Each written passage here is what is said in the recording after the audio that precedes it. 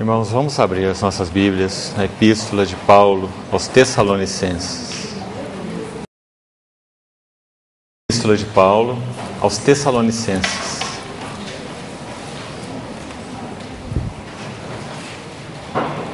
Vamos ler o capítulo 4. Primeira Epístola de Paulo aos Tessalonicenses, capítulo 4.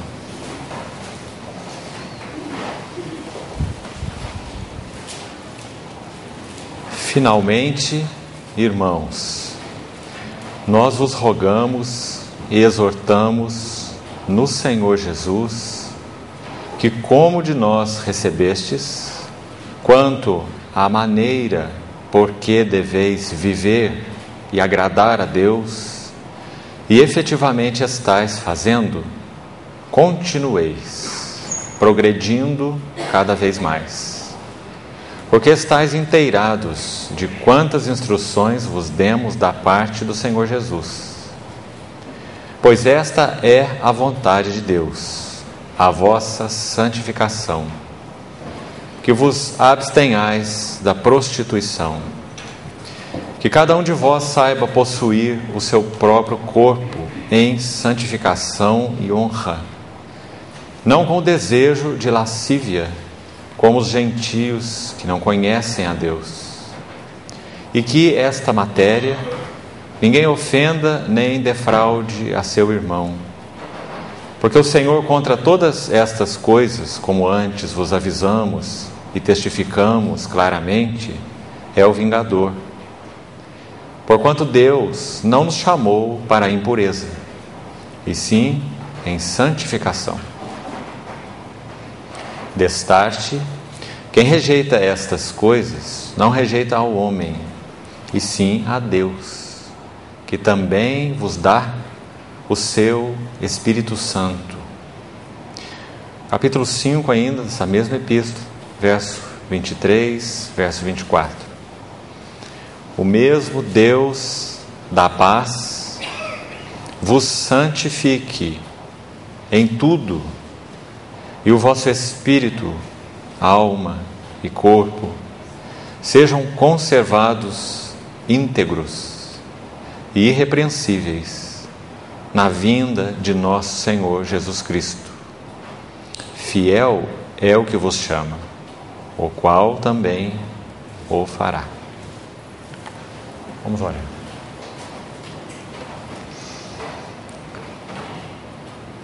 Senhor, obrigado por nos reunirmos uma vez mais. Uma vez mais olhamos para Ti.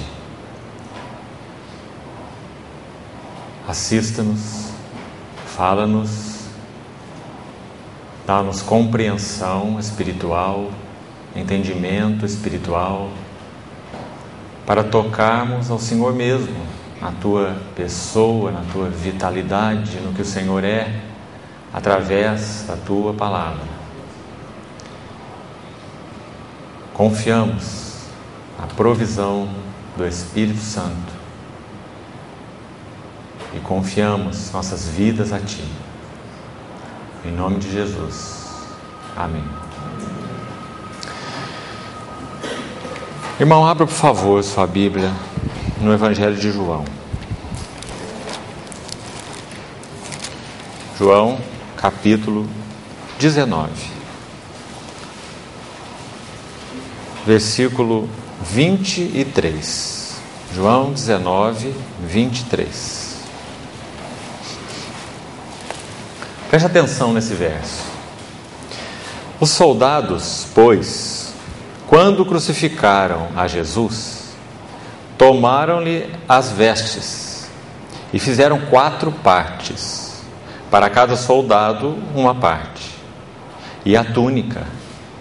A túnica, porém, era sem costura, toda tecida de alto a baixo. Disseram, pois, uns aos outros: não a rasguemos, mas lancemos sortes sobre ela, para ver a quem caberá.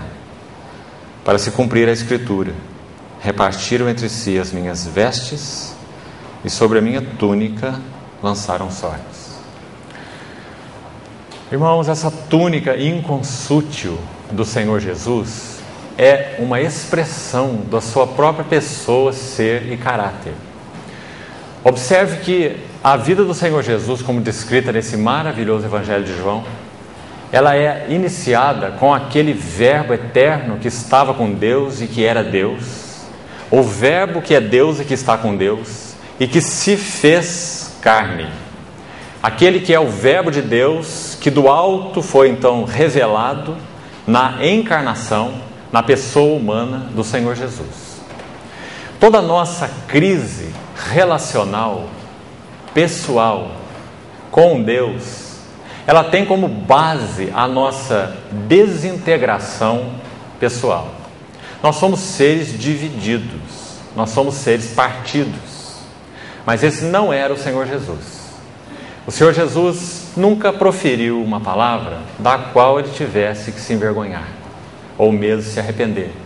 Ele nunca deu um passo do qual ele tivesse que se retratar. O Cordeiro sem mácula, o Cordeiro sem mancha, varão aprovado por Deus. Quando ele subiu naquele monte, no capítulo 5 de Mateus, e as multidões o estavam ouvindo, a palavra diz que aproximaram-se dele os seus discípulos. Então ele trouxe aquele ensino, não para as multidões, mas sim para os seus discípulos. E o foco daquele ensino foi tal que, quando examinamos o meio do sermão, o capítulo 6, ele se esclarece de uma forma muito impressionante para nós. E é um chamado de Deus para, em Cristo Jesus, pelo Espírito Santo, vivermos integralidade. E esse é meu desejo de partilhar com os irmãos essa noite, esse assunto, integralidade ou integridade. Toda a nossa vida partida, nosso ser dividido, nos leva a toda uma sorte de problemas. Na vida relacional com Deus, vertical, e na vida relacional uns com os outros, horizontal. Porque esses dois relacionamentos andam sempre juntos. Amarás o teu Deus de todo o teu coração, vertical, e amarás o teu próximo como a ti mesmo. Aquele que não ama seu irmão, a quem vê, não ama a Deus, a quem não vê. Então sempre esses dois relacionamentos andam juntos. E o horizontal sempre será um reflexo do vertical. Toda a causa da nossa desintegração pessoal é o nosso desconhecimento, quando homens puramente naturais, do Senhor Jesus, aquele que é Deus, aquele que estava com Deus, aquele que se fez carne.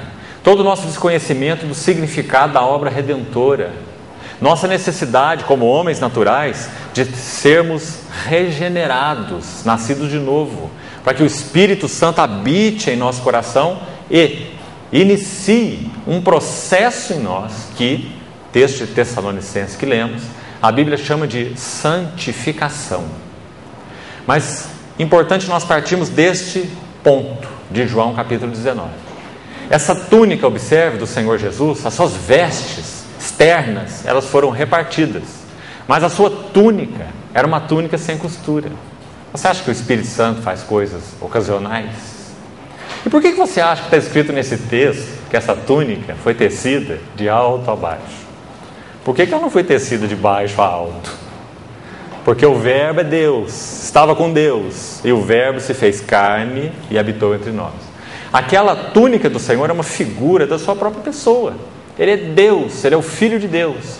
E quando aquele corpo foi formado para o verbo no ventre de Maria, assumindo a natureza humana, toda a sua vida vivida aqui na terra foi uma vida provada e aprovada.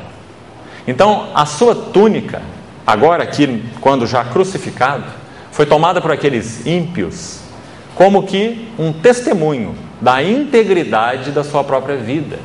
Os irmãos sabem que nosso Senhor passou por 6 tribunais, até aquele veredito final dos lábios de Pilatos: eu não vejo nele crime algum. Aquela era uma vida íntegra. Você sabe que no Velho Testamento havia uma oferta muito especial para falar sobre essa integridade da vida do Senhor. Se você estudar o livro de Levítico, os primeiros capítulos, você vai ver que há uma designação ali de 5 ofertas. 4 delas são cruentas, porque elas contêm sangue. Uma delas é incruenta. Qual é a ordem de Levítico? Você se lembra? A primeira oferta é o holocausto. Levítico capítulo 1. No holocausto tudo era queimado e tudo era oferecido para Deus. Fala que a vida do Senhor Jesus foi uma vida inteiramente vivida para a satisfação de Deus. Ele é para Deus. Holocausto. Nenhum sacerdote comia nada do holocausto. O sangue era derramado e todo animal era queimado. O holocausto significa tudo para Deus. Depois nós temos uma segunda oferta, imediatamente depois. Qual é? A oferta de manjares. A oferta de manjares era feita da fina flor de farinha, no qual então aqueles grãos tinham o mesmo tamanho, mais ou menos como se fosse a nossa farinha de trigo hoje. Então aquela farinha era usada para se fazer um bolo, era misturado com azeite, porque aquela farinha fala da natureza humana do Senhor e o azeite fala do Espírito Santo. Então ele foi concebido pelo Espírito Santo no ventre da Virgem. Mas o Senhor não foi apenas concebido pelo Espírito, ele também foi ungido pelo Espírito. Lá no Rio Jordão, no seu batismo, quando o Espírito desceu sobre ele na forma corpórea de uma pomba. E João diz, no capítulo 3 do seu Evangelho, que Deus não deu a ele o Espírito por medida. Então, quando o Espírito Santo habitou na vida do Senhor Jesus, você vê o cumprimento da segunda parte da oferta de manjares. Não apenas concebido pelo Espírito Santo, mas ungido pelo Espírito Santo. Então, na oferta de manjares, depois de ser misturada com azeite, ela era ungida com azeite. Azeite na concepção, azeite na unção. Então, aquela oferta com aqueles finos grãos de farinha falam dessa integridade pessoal do Senhor Jesus. Nele não havia nada disforme. Ele não tinha o grão da mansidão maior do que o grão da humildade. Ele não tinha o grão da confiança em Deus maior do que o grão da sua justiça. Todos aqueles grãos eram do mesmo tamanho. Uma vida perfeitamente equilibrada. O texto de 1 Coríntios 1, versículo 9, diz assim, que Deus, esse Deus, é fiel. E Ele nos chamou para a comunhão, não com o seu Filho Jesus Cristo, mas de seu Filho Jesus Cristo. Significa que o Pai está do lado de uma mesa, nós estamos do lado de lá da mesa, e nesta mesa é servida uma refeição. E essa refeição é o Senhor Jesus Cristo. Comunhão de seu Filho Jesus Cristo. Porque Ele é o nosso mediador entre Deus e os homens. Ele se fez pão para nós. E aquela oferta de manjares tipifica isso. Depois, as outras na sequência. Oferta pacífica, oferta pelo pecado e oferta pelas transgressões. Então, essa túnica, conforme nós lemos, da mesma maneira, ela tipifica essa vida perfeita do Senhor. Tecida de alto a baixo. Uma vida vivida, provada e aprovada, até que naquele dia, então, final, aquele testemunho de Pilatos. Eu não vejo nele crime algum. Quando nosso Senhor começou a proferir as palavras do Sermão do Monte, no capítulo 6, o meio do sermão, os irmãos vão ver a preocupação do Senhor com esse assunto da integridade ou da integralidade. Se você ler o verso 19 de Mateus 6, você quer abrir, por favor? Mateus 6, 19. Esse capítulo se divide em duas sessões, de 1 a 18 e 19 ao final. De 1 a 18, ele vai falar sobre um aspecto exterior aí da nossa vida cristã.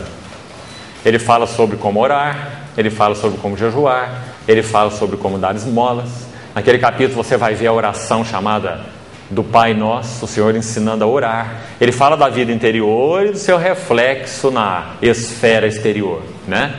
E a partir do versículo 19 do capítulo 6 de Mateus, ele começa a tratar um assunto muito particular. Qual é? Integridade de coração. O que diz o versículo 19? Não acumuleis para vós outros tesouros no céu, onde a traça e a ferrugem corrói. Você sempre vai ver o 2 nesse capítulo todo. Não é assim? Sobre a terra, perdão. Onde a traça e a ferrugem corrói. Mas ajuntai para vós outros tesouros no céu. Tesouro no céu, tesouro na terra. O que ele diz logo à frente lá, verso 21, 22? São os olhos a lâmpada do corpo. Se os teus olhos forem bons, todo o teu corpo será luminoso. Mas se teus olhos forem maus, está vendo o contraste? 2. Todo o teu corpo estará em trevas. O que ele diz logo em seguida no verso 24? Não podeis servir a 2 senhores, porque ou vai se devotar a um e aborrecer o outro, ou vai amar a um e desprezar o outro. Não podeis. Não podeis. Aí começa a nossa tolice.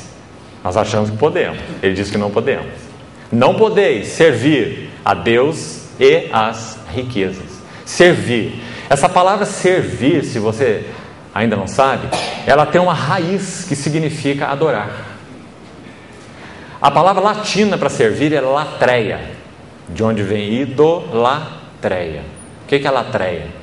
Adoração. O que é idolatria? Adoração de ídolos. Agora, a mesma palavra latria significa servir, porque servir e adorar são exatamente a mesma coisa. Nós adoramos aquele a quem servimos, e aquele a quem servimos é aquele a quem adoramos. Por isso o Senhor falou, não podeis servir a dois. Você vê o dois, tesouro no céu, tesouro na terra, olhos bons, olhos maus, Deus e Mamon. Qual assunto o Senhor está tratando nessa sessão? Integralidade. Ele está dizendo que a vida dele era uma vida íntegra, a vida dele foi uma vida focada no Pai, vivida para o Pai, e aqueles discípulos que agora ele estava ensinando, deveriam encontrar descanso, paz, restauração para suas almas divididas, nesse relacionamento com aquele que é integral, o Senhor Jesus. Por isso eles são discípulos dele. Ele traria a eles essa integralidade. Como? Em primeiro lugar, morte na Bíblia não significa extinção. Morte na Bíblia significa separação. Quando o casal pecou no Éden, o Senhor tinha dito antes para eles, para que eles não comessem da árvore do bem e do mal, porque certamente eles morreriam. E foi exatamente o que aconteceu quando eles desobedeceram, voluntariamente. Eles foram separados da fonte da vida, que é Deus. Antes do Éden, você vê a integralidade. No nível, é claro, que eles poderiam viver, já que o homem antes da queda nunca foi a habitação do Espírito Santo. Então o que nós temos hoje em Cristo é muito mais do que Adão teve antes de cair. Porque Adão nunca foi habitado por Deus. Ele comeu da árvore da vida? Ele nunca foi habitado por Deus. Ele tinha relação com Deus no jardim. Gênesis 3:8. Lá diz que o Senhor andava pela viração do dia, naquela tardezinha de comunhão, o chá das 5, toda tarde, o Senhor tomava aquele chá das 5 com o casal, um chá de comunhão, muito bom. Mas a intenção do Senhor é que eles fossem habitados pela vida que é o próprio Deus, em obediência, comendo da árvore da vida. Mas eles assim não fizeram. Então, quando eles foram alienados por causa do pecado, 4.000 anos depois, o Verbo se fez carne, habitou entre nós, cheio de graça e de verdade. Vimos a sua glória. Aquele caminho que foi fechado no jardim foi aberto agora na pessoa daquele Verbo. Então, quando esse véu que separava, assim como lá na porta do Éden, aqueles 2 querubins ficavam um de um lado, um do outro, você se lembra? Uma espada que se revolvia, fechando o caminho para a árvore da vida. O homem foi expulso. 4.000 anos, aquele jardim fechado. Depois o Senhor falou ali através de Moisés para ele fazer o tabernáculo, e havia de novo um véu que separava o santo lugar do Santo dos Santos. Lembra do Santo dos Santos? Lá tinha um móvel, a Arca da Aliança, com uma tampa propiciatória que tinha um querubim de cada lado. Isso te faz lembrar da porta do Éden, com aquela espada que se revolvia, impedindo que o homem voltasse para lá, porque ele foi expulso de lá. Então o Senhor colocou como que uma miniatura do Éden, lá no Santo dos Santos, como que anunciando, o homem vai voltar para cá, o homem vai voltar para cá. Mas havia um véu que separava o santo lugar do Santo dos Santos. E o livro de Hebreus vai nos dizer, no capítulo 10, versículo 19, que nós temos ousadia para entrar no Santo dos Santos pelo sangue de Jesus, por um novo e vivo caminho que Ele nos abriu pelo véu. Isto é, pela sua carne. Você percebe, irmão?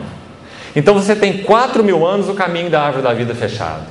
1.500 anos antes de Cristo, um véu pendurado, que vedava o caminho do homem, o acesso do homem. Aqueles sacerdotes trabalhavam no santo lugar, somente. Uma equipe de sacerdotes, que trabalhavam no santo lugar, mas não tinham acesso à presença de Deus. Somente um homem, uma vez por ano, tinha acesso a esse lugar. E aquele homem era profético, aquele homem era simbólico. O Senhor está dizendo que Ele levaria o homem a ter comunhão com Ele lá no mais íntimo, aquilo que Adão perdeu, lá entre os querubins da glória. Mas isso não poderia acontecer agora sem sangue. Você percebe? Por isso que quando o sumo sacerdote entrava, ele tinha que entrar com sangue. Então o Senhor Jesus, segundo o livro de Hebreus, o nosso grande sumo sacerdote que penetrou os céus, ele abriu esse caminho. E aí a integridade começou. Então agora desse lugar elevado, porque ele entrou lá como homem, vamos pensar indo um pouquinho antes. Quando o Verbo se fez carne, agora nós temos mais 33 anos e meio de véu. Porque o Senhor Jesus, enquanto ele estava em carne, ele não estava entronizado à destra do trono de Deus. Ele não tinha penetrado o Santo dos Santos celestial. É claro que não, não é? A sua própria carne era um véu. Ele viveu em fé, ele viveu em obediência. Isaías 50 tem um texto tremendo, que diz assim, um dos cânticos do servo de Isaías, começa no capítulo 42, e tem diversas passagens que são proféticas apontando para o Senhor Jesus, o Verbo encarnado, o servo com S maiúsculo. E lá em Isaías 50 diz assim, o meu servo que andou em trevas, esse é o Senhor Jesus, sem luz nenhuma, e ainda assim confiou em o nome do Senhor e se firmou sobre o seu Deus. Você lembra? O Senhor Jesus não tinha luz exterior nenhuma para andar. Ele andava exclusivamente focado na face do Pai. Ele andou em trevas sem luz nenhuma. O servo com S maiúsculo. Então quando o Senhor Jesus estava em carne, ele próprio não tinha adentrado o Santo dos Santos da presença de Deus, a Shekinah. Ele não conhecia isso quanto ao seu ser essencial? Sim. Quando ele ora em João 17, ele diz assim, glorifica-me, ó Pai, com a glória que eu tive junto de ti, antes que houvesse mundo. Mas esse é o Filho de Deus. Agora o Filho de Deus assume a natureza humana. Enquanto ele está aqui, ele não está lá, ele está aqui. O Verbo estava com Deus, o Verbo era Deus, e o Verbo desceu, e o Verbo se fez carne. Agora sua própria carne é o véu. Os irmãos percebem? Então agora não é questão que os anjos fecham caminho para a árvore da vida. Agora não é questão que aquele véu está separando o santo lugar do santo dos santos. Agora é questão que a realidade veio. E agora o Senhor Jesus foi velado quando assumiu a natureza humana. E pela sua própria carne, você vê que logo aqui na frente, João 19, versículo 34, você tem um verso lindo. Outro registro precioso do Espírito de Deus. Diz que aquele soldado, depois que o Senhor estava morto, ele rasgou o quê? O seu lado, está vendo? Com uma lança. E do seu lado saiu sangue e água. Sangue para expiação, água para regeneração. Então, quando esse véu, quando esse corpo do Senhor Jesus foi rasgado na cruz, o véu, não exatamente no mesmo momento, né? Mas quase que ao mesmo momento, porque aqui o Senhor Jesus já tinha morrido, e o texto diz que quando ele morreu, o véu do santuário foi rasgado, porque o momento da sua morte foi o momento do abrir o caminho, não é isso? E lá diz que aquele véu que tipifica a sua carne, o véu do santuário, que separava o santo lugar do santo dos santos, foi rasgado como? De alto a baixo. Então aquele que era uma túnica inconsútil, tecida de alto a baixo do Senhor Jesus, ele foi rasgado de alto a baixo, para que nós pudéssemos entrar no santo dos santos, nele, e pudéssemos ter resgatada a nossa integralidade. Agora nós entendemos 1 Tessalonicenses. Vamos lá? 1 Tessalonicenses, capítulo 5, versículo 23. Veja lá. O mesmo Deus da paz. Por que o Deus da paz? Onde ele fez a paz? Justificados, pois, mediante a fé, temos paz com Deus, por meio de Jesus Cristo nosso Senhor. O que Efésios diz? Capítulo 2. Ele é a nossa paz, a qual de ambos quem? Judeus e gentios, ele fez um, e derrubou a parede de separação que havia entre eles, né? Então, aqui no verso 23 diz, se Deus da paz, agora, irmãos, vos santifique. Porque lá em Levítico, o livro das ofertas, ele disse muitas vezes, mais de 20 vezes naquele livro, sede santos, porque eu, Senhor vosso Deus, sou santo. Agora ele proveu tudo que era necessário para isso, necessário para o espírito, para a alma e para o corpo. Então ele vos santifique em tudo, e o vosso espírito, alma e corpo sejam conservados íntegros, como aquela túnica inconsútil do nosso Senhor, reflexo de sua própria pessoa, do seu próprio caráter. Então, irmão, qual é a causa de toda a nossa enfermidade, nossa doença? Ela tem só um nome: desintegração. O que o Senhor Jesus veio fazer em nós quando Ele nos deu o seu Espírito? Integração. Agora nós precisamos compreender esse caminho em dois âmbitos: âmbito vertical e âmbito horizontal. Um aponta para o outro, um trabalha com o outro. E é isso que nós vamos procurar compartilhar um pouquinho hoje. Será que nós podemos viver uma vida de verdade com Deus e não vivermos uma vida de verdade com o nosso cônjuge? Por que cônjuge? Porque é o primeiro parceiro. Aí depois vem os nossos filhos, aí vem os irmãos na vida da igreja. Mas nosso primeiro elemento aqui é o nosso cônjuge, aquele que conosco é uma só carne. Será que tem possibilidade? Uma vida de verdade com Deus e uma meia vida com o cônjuge? Não tem possibilidade. Nós estamos enganando a nós mesmos. Então, integralidade é um tremendo assunto. E o Senhor vai nos abrir através da palavra. Os textos estão aí, nós vamos ver alguns. O caminho da integralidade. Mas nós não podemos começar pelo relacionamento horizontal. Os irmãos percebem? Senão o erro está assumido. Porque a restauração não começou na horizontal. A restauração começou na vertical. Você vê o problema de tratar as coisas só pelo âmbito da psique, do âmbito do natural. Se o Senhor Jesus, pelo seu Espírito, Ele não é introduzido na vida humana, não há caminho de integralidade. O Santo dos Santos não foi aberto, não é? Não há Espírito regenerado. A obra de santificação em tudo, como diz aí o texto, não começou. Porque ela começa pelo Espírito, com o nascer de novo. Quem não nascer de novo não pode ver o reino de Deus. Quem não nascer de novo não pode entrar no reino de Deus. Então nem começou, a não ser que nós tenhamos já conhecido nosso Senhor como a nossa vida. Aquele que nos deu vida estando nós mortos, nome que nós confessamos, né? E tivemos uma experiência pessoal de revelação do Senhor Jesus, de conhecimento dele. Então, Espírito. Depois ele diz, e alma. E já temos compartilhado bastante sobre isso. Alma, nossa mente, nossa vontade, nossas emoções integralizadas, né? Isso não é um processo instantâneo. Regeneração é instantânea, mas santificação não é instantânea. Santificação é um processo de conquista. O Senhor vai falando, e nós vamos rendendo. Hoje, se ouvir de sua voz, não endureçais os vossos corações. E depois ele diz corpo. Agora, irmão, existem princípios na palavra, então, para essa integralidade. Eu li o texto de 1 Tessalonicenses 4, para que os irmãos vejam muito claramente que nessa linda epístola, o Senhor chama essa santificação de a vontade de Deus. E aqui eu queria chamar a atenção dos irmãos, sabe por quê? Veja o verso 3, 1 Tessalonicenses 4:3. Esta é a vontade de Deus. Você sabe que são pouquíssimos versículos que são colocados assim? Porque é algo muito definido, né? Isso tem um peso. Está dizendo assim, sabe o que Deus quer? O que Deus quer é isso. São muitos poucos versículos que são colocados assim.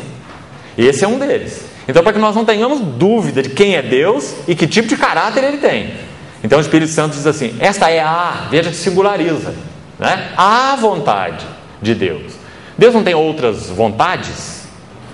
Tem.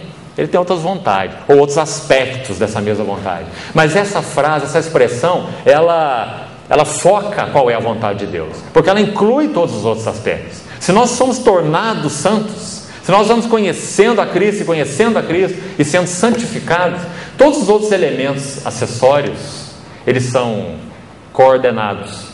Eles sofrem a influência, o reflexo. Porque a vontade de Deus é que nós sejamos como Ele. Porque Ele é santo. Então a vontade de Deus é a vossa santificação. Você vê que a outra maneira de, por exemplo, Paulo, como ele fala em Romanos, dizer que Ele nos predestinou para sermos conformes à imagem do seu Filho. Quem é o seu Filho? Seu Filho é o seu Filho santo. Seu Filho tem um caráter santo, Ele é santo, Ele é Deus. Sermos conformes à imagem do seu Filho é crescer em santificação. Por isso ele usa a palavra no verso 4, quanto à maneira porque deveis viver e agradar a Deus. Olha só. E efetivamente estáis fazendo, olha aqui duas palavras, continueis e progredindo, né? Então os irmãos vejam, espírito, alma e corpo, continueis e progredindo cada vez mais. Não há estagnação nesse processo de Deus, né? De integralização das nossas pessoas em Cristo Jesus. Os irmãos sabem que essa é a nossa doença, né? Essa dicotomia entre a personalidade e a persona, né? A personalidade é a máscara que nós vestimos. Então nós temos uma máscara para ir na reunião da igreja, outra máscara para ir trabalhar, outra máscara para ir aqui, outra máscara para ir ali, né? Nós temos que agradar as pessoas do nosso lado, né? Então nós vamos colocando as nossas máscaras aí da personalidade. Mas existe alguém que está escondido lá atrás da personalidade. Essa é a persona. E é com essa que o Senhor quer se relacionar, né? Porque é ali que a vida tem origem. Então vamos olhar um pouquinho esse caminho nas Escrituras. Mas guarde isso então em primeiro lugar, irmão. Esse é o caminho da saúde, da integralização. O Senhor nos chamou para isso, para vivermos essa realidade com Ele e uns com os outros. Isso é saúde, isso é vida, isso é restauração. Ele diz aqui, olha, no verso 3 então: esta é a vontade de Deus, a vossa santificação, que vos abstenhais da prostituição. Sabe o que é prostituição? Divisão de coração. O termo já está indicando. O coração está dividido. Você vê o assunto da integralidade? Prostituição. Aí ele vai explicar alguma coisa sobre isso a partir do verso 4. Cada um saiba possuir o seu próprio corpo. É um texto muito lindo. Tem nuances aí muito específicas sobre vida conjugal. Essa palavra aqui, defraude, no verso 16, é muito interessante. Nesta matéria, ninguém ofenda e nem defraude a seu irmão. O defraudar aqui, no contexto, sabe o que significa? Paulo está orientando a igreja que os irmãos não deviam viver um relacionamento entre eles na igreja de tal forma que desagradasse o Espírito de Deus, de tal forma que eles pudessem provocar uns nos outros qualquer tipo de desejo que eles não pudessem satisfazer licitamente diante de Deus. Isso é defraudar. Então Paulo diz, olha, cada um saiba possuir o seu próprio corpo em santificação e honra, não com desejo de lascívia, como os gentios que não conhecem a Deus. Olha a sequência. E nesse assunto, ninguém ofenda e nem defraude ao seu irmão. Isso é defraudar, entendeu? Então, esse é o assunto tratado aí de uma maneira tão maravilhosa, tão bonita, nesse texto. E séria. Já que no verso 7 ele diz, porque Deus não nos chamou para a impureza, e sim em santificação. E quem rejeita essas coisas não rejeita o homem, e sim a Deus, que nos dá o seu Espírito Santo. Me parece que o texto que os irmãos que organizaram esse encontro escolheram como um tema aí para esse encontro foi o texto de Hebreus 13, né? 4, que diz assim: digno de honra entre todos seja o matrimônio, bem como o leito sem mácula. Mas não parou aí o versículo. Porque Deus julgará os impuros e adúlteros. A mesma coisa está escrita aqui em Tessalonicenses, né? Porque o nosso Deus, Ele plantou a vida do Senhor Jesus Cristo pelo Espírito Santo no nosso espírito, e Ele está nos chamando para uma vida de integralidade. Mas meu irmão, Ele não é um Papai Noel celestial. Ele não é. Ele interage com você. E se você ouve a sua voz, se rende a Ele, você vai progredir, continuar, como diz o texto, cada vez mais. Espírito, alma e corpo conservados íntegros e irrepreensíveis até a vinda do Senhor Jesus. Tudo baseado na obra consumada da cruz do Calvário. É claro, se você não foi aceito, você não é nem filho. Mas se você é filho, você vai crescer como filho, não é? Como temos falado. Então, nessa interação da graça, o que você vai fazer? Você vai se render, você vai buscar, você vai desejar, você vai pedir, você vai bater. Lembra do Senhor no Sermão do Monte? Pedir, dá-se-vos-á. Toda provisão está preparada. O tesouro está no banco, mas você não assina o cheque, não é? Pedi e dar-se-vos-á. Buscai e achareis. Batei e abrir-se-vos-á, não é? Então, quão importante é termos esse entendimento, essa provisão total da graça de Deus para nós. E então, como que isso funciona na nossa relação com o Senhor Jesus? Não é assim? Então, olha lá, versículo 8, que nós terminamos de ler: quem rejeita essas coisas não rejeita ao homem, e sim a Deus, que também nos dá o seu Espírito Santo. Então nós podemos pular lá para o capítulo 5, verso 23. O mesmo Deus da paz, vamos repetir, vos santifique em tudo. Não pega de vista que esse tudo é o tudo que está escrito aqui: espírito, alma e corpo conservados íntegros e irrepreensíveis. Tá certo? Então agora vamos buscar alguns princípios. Abra, por favor, Evangelho de João. Evangelho de João, capítulo 3.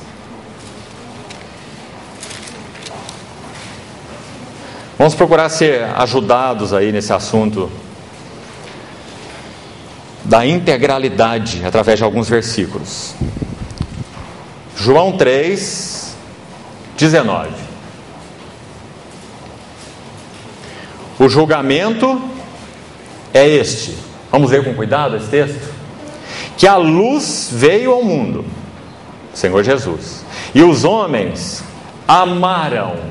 Você vê que é uma questão do coração? Amaram mais as trevas do que a luz, porque suas obras eram más.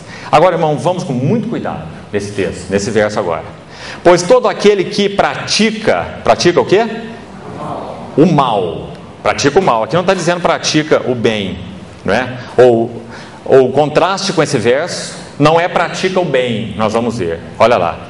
Pois todo aquele que pratica o mal aborrece a luz e não se chega para a luz, a fim de que suas obras não sejam arguídas. Quem pratica o quê? A verdade. Você já notou isso aí? Irmão, qual que é o contrário de mal? É verdade? O contrário de mal é bem. Mas o Senhor diz, pratica o mal, e diz, pratica a verdade. Sabe por quê? Porque não há em nós capacidade de praticar o bem. Há em nós capacidade de praticar a verdade, agora em Cristo Jesus. É pelo Espírito que nós somos habilitados para praticar o bem. Em Efésios 2, Paulo diz assim, que nós fomos separados para andar nas boas obras que Deus de antemão ordenou, preparou, para que nós andássemos nelas. De antemão Ele preparou. Como que nós andamos e cumprimos e praticamos essas boas obras? Pelo Espírito Santo. Agora há um assunto prévio, antes de praticar essas boas obras que Deus preparou de antemão. Ou se quiser chamar de praticar o bem, praticar a verdade. Vamos procurar uma ilustração bem clara. Salmo 51. Quando Davi confessa o seu pecado. Muito interessante você ver esse princípio lá. Ele começa o Salmo 51 falando do seu pecado, naquela relação com Deus. Davi estava ali, moído por Deus, vendo o seu coração. Ele entendeu que o assunto do pecado era muito mais grave do que simplesmente ter cometido um ato físico de adultério. Ele diz assim, eu nasci em pecado. Você já entendeu esse versículo? Sabe o que nós achamos de primeira mão? Que Davi está colocando culpa na mãe dele, né? Não é isso? Como se escusando de culpa. Mas não tinha jeito mesmo, eu nasci no pecado, minha mãe é pecadora, então eu sou pecador, né? Mas ele está dizendo algo tão mais tremendo, irmão. Ele está dizendo assim, usando as minhas palavras, Senhor, meu problema não é que eu cometo pecado, meu problema é que eu sou todo pecado.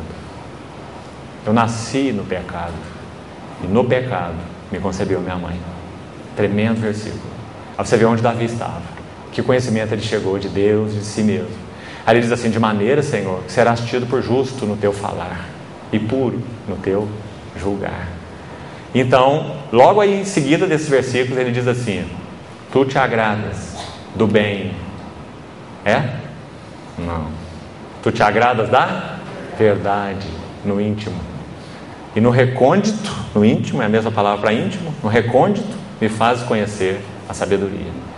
Davi entendeu que o seu chamado nessa relação para andar com Deus era um chamado para praticar a verdade. Irmão, era tudo que ele não tinha feito até aquele momento. Você se lembra? O Senhor usou Urias. Sabe o que significa Urias? Deus é...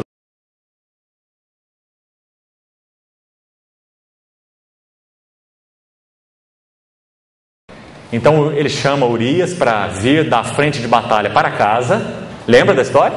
Para que ele pudesse coabitar com a sua mulher, para tentar encobrir o pecado dele. Aí Urias não entra na sua casa, ele dorme do lado de fora. Que ele fala, como que eu posso entrar aqui e desfrutar da...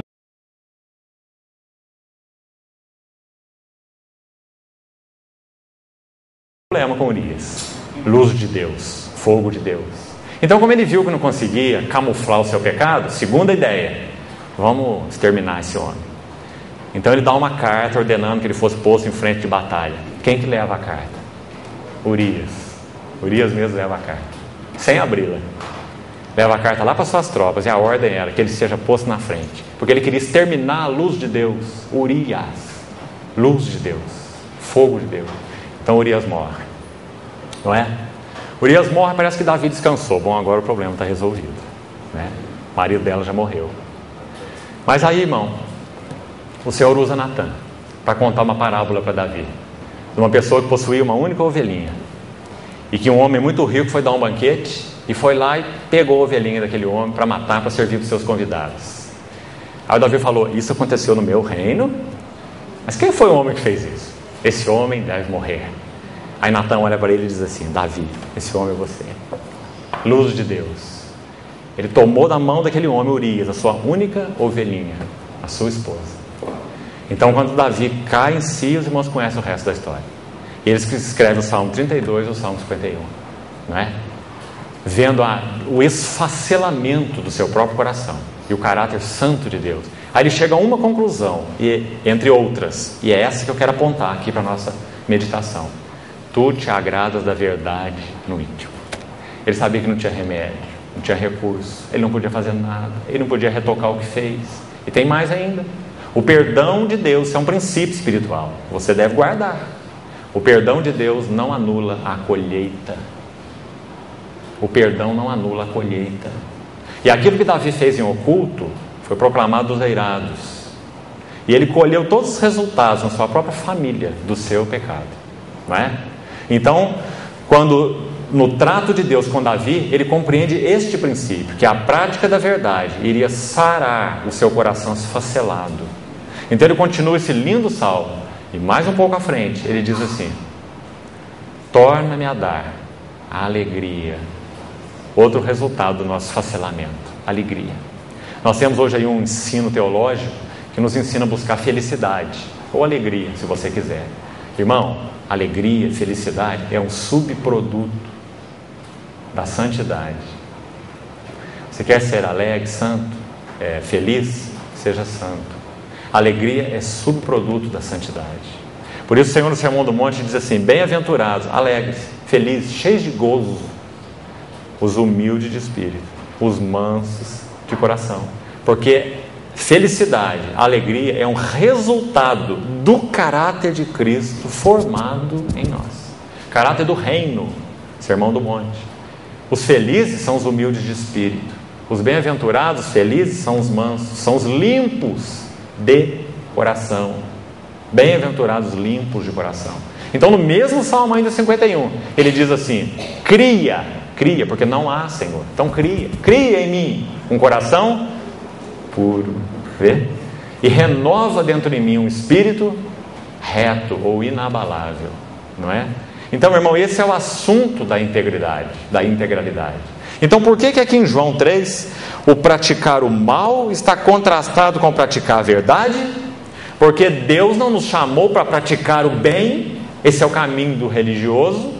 Deus nos chamou para praticar a verdade, nós que já nascemos de novo, para que a prática da verdade, na prática da verdade, a pessoa com a qual nós nos relacionamos, o Senhor Jesus, seja constituída no nosso ser. Ele é a verdade com V maiúsculo.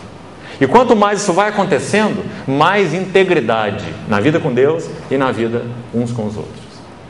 Irmão, se nós vivêssemos nossas vidas relacionais assim, como diz Tessalonicenses, continuando e progredindo cada vez mais, nós teríamos o resultado lá das bodas de Caná de João capítulo 2. O vinho do fim, muito melhor do que o vinho do começo, não é? Por que nossa experiência não é assim? Porque nós resistimos ao Espírito Santo, porque nós entristecemos ao Espírito Santo, como a carta lá aos Efésios diz, né?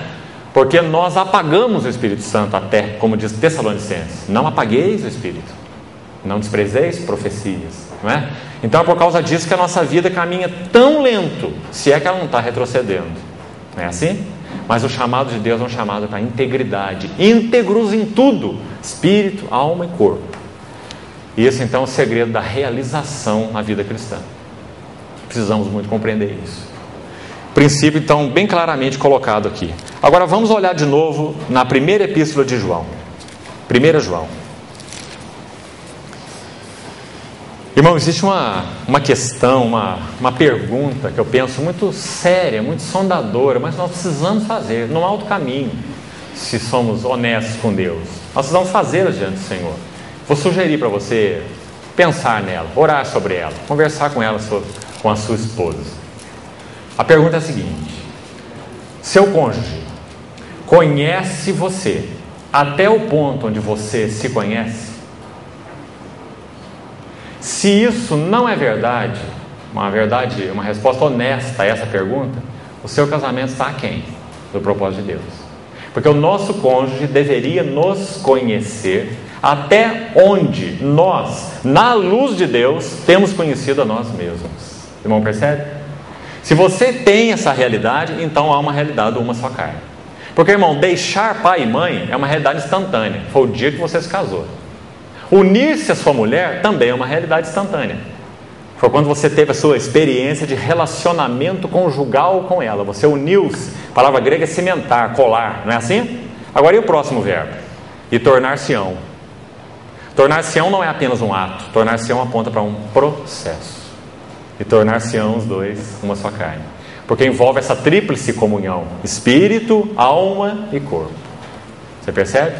Agora, irmão, existe tudo para pleitear contra essa comunhão em você. A primeira coisa que vai pleitear se chama você, ego.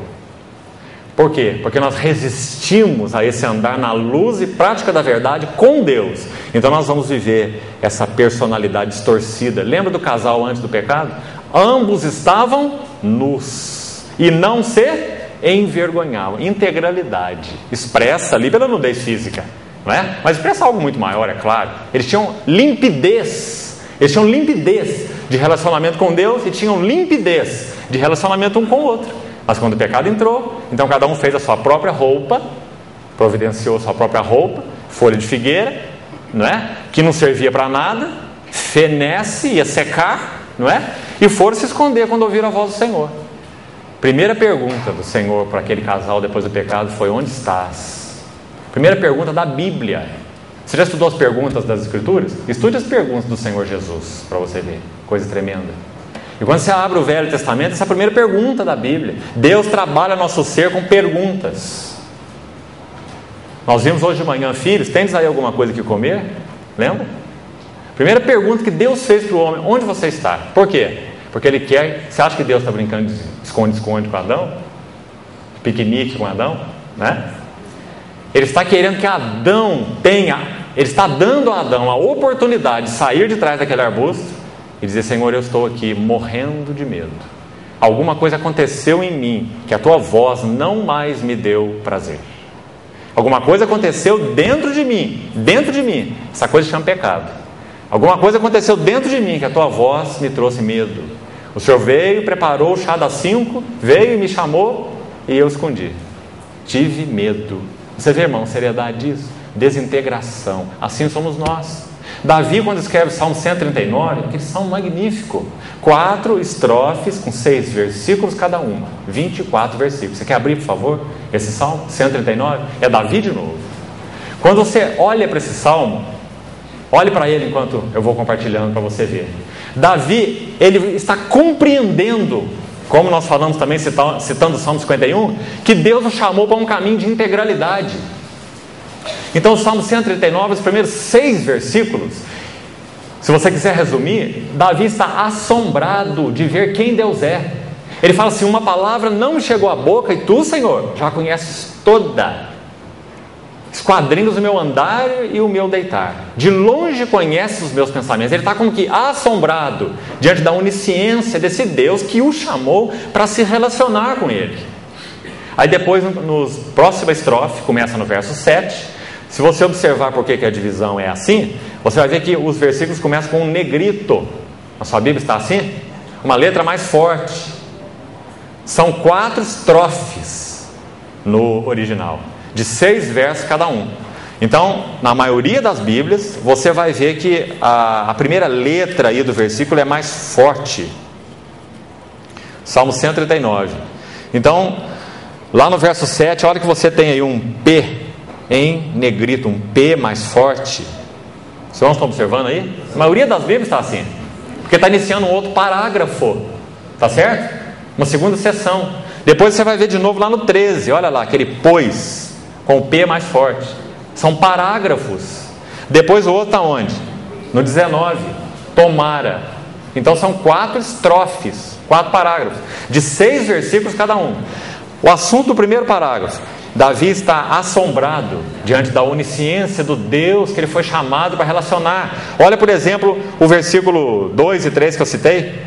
De longe penetra os meus pensamentos, Senhor, eu vou me relacionar contigo, mas quem não me conhece sou eu, porque o Senhor já me conhece antes que o meu pensamento venha na minha mente. Então ele está assombrado. Agora olha o verso 7, que interessante, irmão. Por que essa reação? Por causa do pecado, reação natural do homem pecaminoso. Para onde me ausentarei? Interessante esse texto. O primeiro senso é fugir. Eu não posso me relacionar com uma pessoa assim, né? É fácil você descobrir por quê. Imagine que a pessoa que está do seu lado conhece você dessa maneira aí. Você nem aguentar ficar do lado dela, né? Você sai desesperado. Não é assim? Porque ela sabe tudo, ela conhece motivações, ela conhece o íntimo, não é? Então é esse Deus que nos chamou para relacionar com Ele. Então Davi falou: para onde que eu fugirei? Para onde que eu ausentarei? E aqui tem expressões tremendas. No verso 11, dentro dessa estrofe, ele diz assim: eu já sei o que eu vou fazer. Eu vou esconder nas trevas. As trevas com efeito me encobrirão. Que versículo precioso, irmão. Você vê o chamado para a integralidade aí, o que inclui? Ele diz: as trevas me encobrirão e a luz ao redor de mim se fará à noite. Verso 12 agora. Há uma tradução melhor do que a nossa, a minha pelo menos, Revista Atualizada. Aqui diz assim: até as próprias trevas não te serão escuras. As trevas e a luz são a mesma coisa, é uma boa tradução. Mas há uma tradução alternativa que diz assim: as trevas não são trevas para ti. Trevas não são trevas para ti. Por quê? 1 João 1,5. Deus é luz, e não há nele treva nenhuma. Não é? Então trevas não são trevas para ti. Ele falou: não, esconder não dá certo. Trevas não são trevas para ele. Agora o que acontece na próxima estrofe, versículo 13? Ele de novo está assombrado com o fato de que Deus o criou para essa relação. Então ele começa a dizer assim: pois tu me formaste o interior. Olha que precioso, irmão. Tu me teceste no seio da minha mãe. Graças te dou, visto que por modo assombrosamente. Isso aqui é uma palavra importante para esse salmo. Esse salmo aqui é um salmo assombroso, porque ele fala da onisciência, ele fala da onipotência, ele fala da onipresença de Deus. Os 3 oni. Ele é onisciente, ele conhece tudo. Ele é onipresente, ele está em todo lugar. Se eu vou tomar as asas da alvorada e vou me deter nos confins dos mares, não adianta, ele está lá também. Ele é onipresente e é onipotente, não é? Então, de modo assombrosamente maravilhoso me formaste. As tuas obras são admiráveis, e a minha alma o sabe muito bem. Por isso esse homem é chamado o homem segundo o coração de Deus. Ele conheceu bem a Deus, ele conheceu bem sua própria alma. Aí o versículo 15 diz assim: os meus ossos não te foram encobertos, quando no oculto fui formado. Uma linda figura poética, hebraica, para falar do ventre materno. Olha que lindo. Quando no oculto eu fui formado e fui entretecido como nas profundezas da terra. Os teus olhos, Senhor, me viram a substância ainda informe, e no teu livro foram escritos todos os meus dias, cada um deles escrito, determinado, no sentido de limites, né? Como Paulo fala naquele discurso no Areópago, em Atenas, em Atos 17, que o Senhor estabeleceu os limites da habitação do homem, né? Então, o verso 17 ele diz que preciosos para mim, Senhor, são os teus pensamentos, como é grande a soma deles. Aí ele entra na última estrofe, 19. Sabe o que ele faz nessa estrofe? Ele chega à conclusão, irmão, inevitável, né? E magnífica. Versos 23 e 24, para resumir essa estrofe, essa oração que é tão conhecida. Se Deus é assim, se Ele é aquele que não só conhece o meu interior, mas Ele é aquele que me formou para essa relação com Ele, me teceu lá no oculto. Então ele diz: sonda-me, ó Deus, e conhece o meu coração. Você vê que o sentido disso é: conhece para mim, porque Deus conhece. Ele não precisa pedir para Deus conhecer o que Deus já conhece. Ele está dizendo: conhece numa relação, Conhece numa relação. O Senhor conhece o meu coração, então conhece o meu coração nessa relação. Ou seja, fala dele para mim, Senhor. Fala do meu coração para mim, porque em Ti está o manancial da vida, e na Tua luz vemos a luz. Sonda-me, ó Deus, e conhece o meu coração. Prova-me e conhece meus pensamentos. Aí ele diz, vê se há em mim algum caminho mau. E essa expressão é muito interessante. E guia-me pelo caminho eterno. Sabe o que é caminho eterno? É o caminho do Deus eterno. Só Deus é eterno, é o caminho onde ele anda. Ou seja, Davi está orando por companheirismo com Deus. Ele está dizendo, eu quero ser teu companheiro. Anda na minha presença e ser perfeito, o Senhor falou para Abraão. Então, irmão, essa é a chave da integralidade. Noé achou graça diante de Deus. Noé andava com Deus. Andou Enoque com Deus e Deus o tomou para si. O Senhor nos chamou para esse companheirismo. Na medida em que isso vai se tornando verdadeiro no sentido vertical, vai se tornando verdadeiro no sentido horizontal. Irmão, não há nada mais curativo num relacionamento conjugal do que vivermos essa história, um com o outro. Nós fomos chamados para vivenciar isso, para conhecer-nos mutuamente na luz de Deus. Isso é integralidade, isso é saúde. Tudo em nós pleiteia contra isso, mas o Espírito de Deus nos capacita para isso. E o Espírito de Deus, aquele que está em nós, é maior do que aquele que está no mundo. Então, abra agora, por favor, em 1 João, último texto que nós vamos partilhar um pouco. 1 João, capítulo 1, versículo... Vamos ver desde o início. Os 10 versículos desse capítulo tão maravilhoso.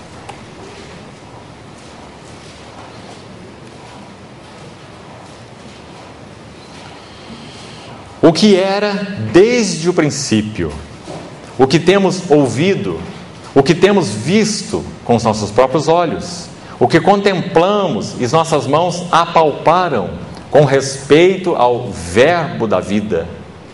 E a vida se manifestou, e nós a temos visto, e dela damos testemunho, e vô-la anunciamos, a vida eterna, a qual estava com o Pai, e nos foi manifestada. O verbo se fez carne, né? Vimos a sua glória. O que temos visto e ouvido, anunciamos também a vós outros. Para quê? Para quê aí é tão importante? O caminho da integridade, está vendo? O caminho da comunhão. O verbo se fez carne para que nós retornássemos à relação com Deus, quebrada e perdida. Aquele véu foi rasgado para nos dar acesso ao Santo dos Santos. Comunhão com Deus, na pessoa de Cristo. Comunhão de seu Filho Jesus Cristo. 1 Coríntios que nós citamos. Então, o que temos visto e vos anunciamos, para que vós igualmente mantenhais comunhão. E sabe o que vai acontecer nos versos 5 a 10? Ele vai falar dessa comunhão, como que ela é, que princípios ela obedece. Então fomos chamados para comunhão. Ora, nossa comunhão é com o Pai e com o seu Filho Jesus Cristo. Veja o verso 4. Essas coisas, pois, vos escrevemos, para que a nossa, o quê? Alegria. Está vendo, irmão? Então o que nós temos nesse verso? Nós temos Deus, que é a vida eterna. Nós temos revelação, Ele se revelou no seu Filho. Nós temos comunhão e nós temos alegria. Aí o verso 5 ele vai começar a descrever os princípios dessa comunhão e diz, ora, a mensagem que da parte dele temos ouvido e vos anunciamos é esta: Deus é luz e não há nele treva nenhuma. Nós somos o contrário, né? Por natureza, nós somos trevas, a qual não há luz nenhuma. Mas 2 Coríntios, Deus que disse, de trevas resplandecerá a luz. E Ele mesmo resplandeceu nos nossos corações para a iluminação do conhecimento da glória de Deus na face de Cristo. Esse 2 Coríntios, capítulo 4. Então ele diz, Deus é luz, não há nele treva nenhuma. Se dissermos que mantemos comunhão com Ele, Deus, mas andarmos nas trevas, mentimos e não praticamos a verdade. De novo, a mesma palavra lá de João 3, né? Quem pratica a verdade aproxima-se da luz. Depois o verso 7, se porém andarmos na luz, você vê que a luz agora é um caminho? Primeiro a luz é o próprio Deus, no versículo 5, Deus é luz. Agora a luz no versículo 7 é um caminho, andarmos na. Por isso que Davi orou no Salmo 139, guia-me pelo caminho eterno. Está vendo? Companheirismo, relação. Se andarmos na luz, como Ele está na luz, mantemos comunhão uns com os outros. O vertical e o horizontal no mesmo versículo. Andarmos na luz como Ele, Deus, vertical. Mantemos comunhão uns com os outros, horizontal. E o sangue de Jesus, seu Filho, nos purifica de todo pecado. Que versículo é esse, não é, irmão? Porque se nós vamos andar na luz, o ponto certo é que nós vamos ver pecado. Essas coisas andam juntas. O conhecimento de Cristo e o conhecimento de nós mesmos andam na mesma proporção. Nós não conhecemos mais a Cristo do que nós conhecemos nós mesmos. Se você acha que é assim, você está iludido. São dois lados de uma mesma moeda. Na medida que vemos a glória de Cristo, vemos a nossa fealdade. E na medida em que isso prossegue, então a nossa relação com Ele é cada vez mais intensa, porque Ele é o mediador. Ele deixa de ser um pequeno vínculo entre nós e Deus e passa a ser aquele pontífice, aquele viaduto. Ele é o mediador, não é? Conhecemos bem a Ele, bem nossas próprias almas. Então, o verso 7 diz: andamos com Ele na luz, comunhão uns com os outros, sangue, tudo no mesmo versículo: luz, comunhão, sangue, pecado, né? E depois o verso 8: se dissermos que não temos pecado nenhum, a nós mesmos nos enganamos, e a verdade não está em nós. Se confessarmos os nossos pecados, olha com cuidado esse versículo. Eu acho que todos nós podíamos recitar esse versículo, né? Mas eu quero te levar a meditar o que você já decorou. Se confessarmos os nossos pecados, Ele é? Vamos devagar. Ele é fiel. Por que Ele é fiel? Porque Ele estabeleceu conosco uma aliança. Fidelidade fala de uma aliança. Ele estabeleceu conosco um pacto em Cristo Jesus, e Ele é fiel. Ou seja, Ele nunca vai dizer assim: esse tipo de pecado eu não posso perdoar, porque Ele é fiel e a aliança foi ratificada com sangue. Mas Ele é fiel e justo. Então Ele perdoa em que base? Na base da justiça. Por que justiça? Porque aquele que não conheceu o pecado, Deus o fez pecado por nós. O pecado foi julgado, para que nele nós fôssemos feitos justiça de Deus. O pecado deu muito trabalho para Deus, custou a vida do seu próprio Filho. Por isso nós não podemos brincar com Ele, né? Nós temos um caminho de fidelidade, de justiça, de comunhão com Deus para andarmos, mas não vamos brincar de pecar e confessar. Pecar e confessar. Se nós fazemos isso, nós não vimos bem a Deus. Nós não sabemos o que o pecado custou. Então, o verso 9 diz: para nos perdoar, vamos continuar agora o versículo, fiel e justo para nos perdoar os pecados. Acabou o versículo? Não. E purificar de toda injustiça. O irmão já percebeu nesse versículo que esses são dois passos? Ou você acha que as duas frases querem dizer a mesma coisa? Não e não mesmo. Vou mostrar para você em outro texto. A gente já volta aí em João. 2 Pedro, capítulo 1. Olha o verso 9, o que diz? 2 Pedro 1, 9. 2 Pedro 1, 9. Nós já estamos concluindo. Desde o versículo 3 de 2 Pedro 1, a partir do verso 3, ele vai falar de uma vida que desenvolve, desse Senhor que nos chamou para, olha o final do verso 3, nos chamou para a sua própria glória e virtude, seu caráter ser formado em nós. Nos chamou para isso. Como isso vai acontecer? Verso 5: reunindo todo o vosso cuidado, diligência, palavra que aparece também lá em Hebreus. Diligência, cuidado. Associai, progride com a fé, virtude, com a virtude, conhecimento, com o conhecimento, domínio próprio, com o domínio próprio, perseverança, está vendo? Um progresso. Olha o que diz o verso 8: porque estas coisas, existindo em vós, e em vós o quê? Aumentando, fazem com que não sejais nem inativos. A vida cristã não é estática, irmão. Não vai cair no teu colo essas coisas, não, de jeito nenhum.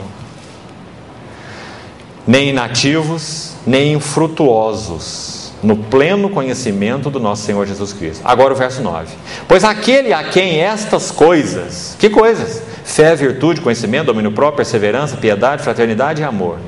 A quem essas coisas não estão presentes, é cego, vendo só o que está perto, e esquecido do quê?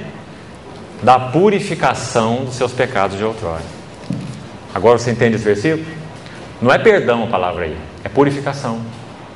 Então lá no verso de João diz que o Senhor perdoa os nossos pecados pelo seu sangue, mas Ele não é capaz apenas de perdoar, Ele é capaz de fazer o quê? Purificar. Você compreendeu? Para que você não viva num ciclo vicioso de peca e confessa, peca e confessa, peca e confessa, e nunca experimentar a purificação dos pecados de outrora. Olha só, quando nós éramos gentios e não conhecíamos a Deus, agora nós conhecemos a Deus, o Espírito Santo habita em nós. Nós vamos viver na base do perdão, sem purificação dos pecados de outrora? Então é um cristão andando segundo o mundo, não é? Esses assuntos são complementares, é perdão, purificação. Você quer ver no Velho Testamento? Altar do holocausto, o sangue era derramado ali, o altar de bronze, não é? Primeiro elemento ali na frente da porta, altar de bronze, para derramar o sangue, perdão, não é? Qual era o outro móvel que estava no átrio? A bacia, bacia de bronze, bacia para lavar, purificação. Qual foi a provisão que o Senhor nos deu na sua morte na cruz? Sangue e água, sangue e água, sangue para expiação, água para purificação. Então Ele é fiel e justo para nos perdoar e nos purificar de todo pecado. E se dissermos que não temos pecado nenhum, vamos terminar o texto lá, perdão, já lemos aí, né? Estamos no verso 9. Perdoar e purificar de toda justiça. E o último, verso 10.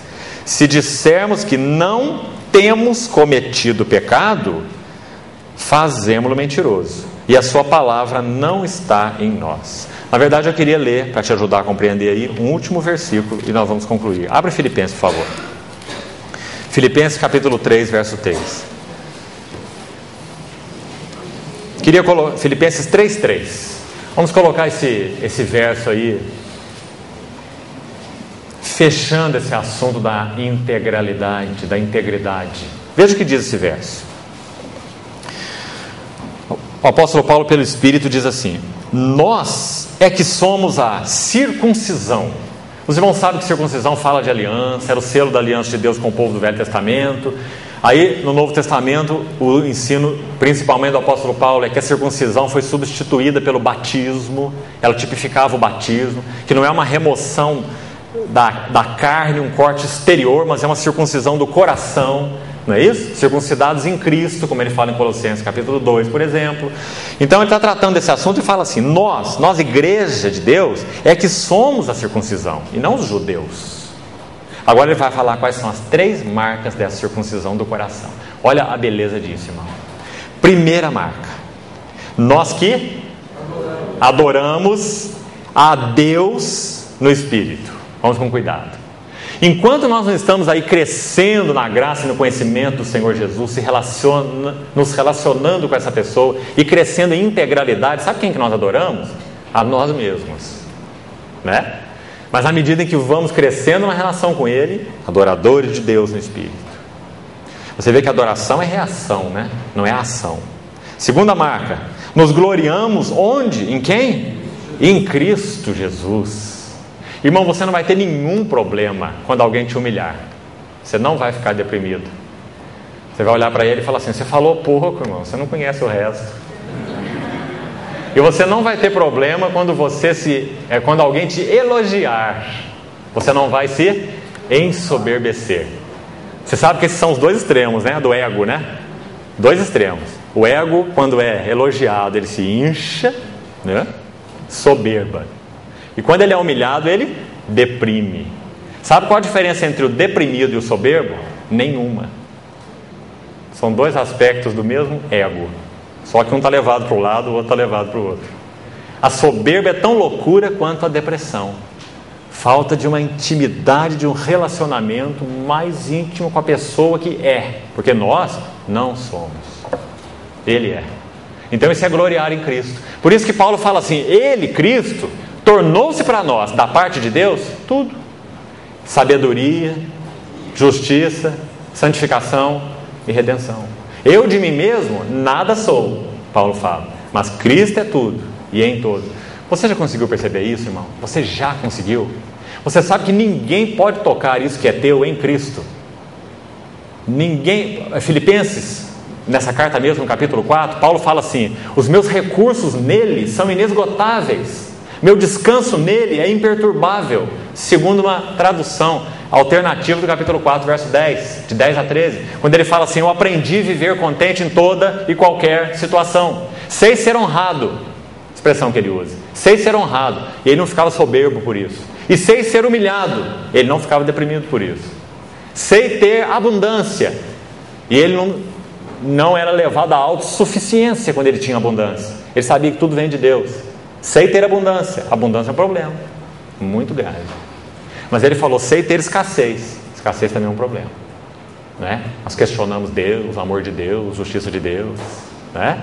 Paulo falou: sei ter abundância, sei ter pobreza. Aí ele vai explicar por quê, como. Ele vai dizer assim: tudo posso, escondido naquele que me fortalece, em aquele que me fortalece. Por isso que a segunda marca aqui diz: se gloria em Cristo. Não importa que o mundo nos ache tolo, nós somos tolos mesmo. Nossa sabedoria é uma pessoa, é Cristo, né? Então, essa é a segunda marca. E a última, para nós terminarmos, qual que é? A primeira fala de Deus, no Espírito. A segunda fala de Cristo Jesus. E a terceira? Da carne. Está vendo? Não confiamos na carne. Sabe qual a única maneira de não confiarmos na carne? Conhecermos bem o Senhor Jesus. As duas coisas andam juntas. Senão, irmão, não se iluda. Nós confiamos na carne. Você confia no que pensa, no que faz, no que pode. Vamos tentando levar a vida cristã nessa energia da carne, né? Mas à medida que vamos conhecendo bem a Cristo, não confiamos na carne. Nós vamos sabendo nós vamos conhecendo a energia da carne, os riscos da carne. Nós não vamos confiando em nada, por exemplo, para o serviço cristão. Nós vamos entendendo que toda a nossa habilitação vem de Deus. Ele não vai usar nenhum recurso meu, ele não precisa, ele é a fonte, né? Então essa é a marca da verdadeira circuncisão. Vamos terminar aqui. Irmão, o nosso chamado é um chamado para integralidade. Sabe o que é o melhor que você pode fazer no seu casamento? Orar sobre isso. Pedir ao Senhor que te encoraje a assumir um relacionamento com Ele de verdade, porque Ele se agrada da verdade no íntimo. Sabe o que você pode fazer com o seu cônjuge? Começar. Eu não sei quanto a você, mas muitos casais com os quais temos convivido têm muito medo desse pontapé inicial, porque isso precisa ser dado em Cristo Jesus pelo Espírito, com cautela, sabedoria. Mas, irmãos, é um caminho extasiante você praticar com o seu cônjuge a verdade, para que ele te conheça até onde você se conhece, na luz do Senhor. Integridade, integralidade na vida conjugal. Só isso pode nos trazer saúde relacional e testemunho de Deus. Testemunho de Deus. O Senhor nos ajude. Amém. Vamos orar.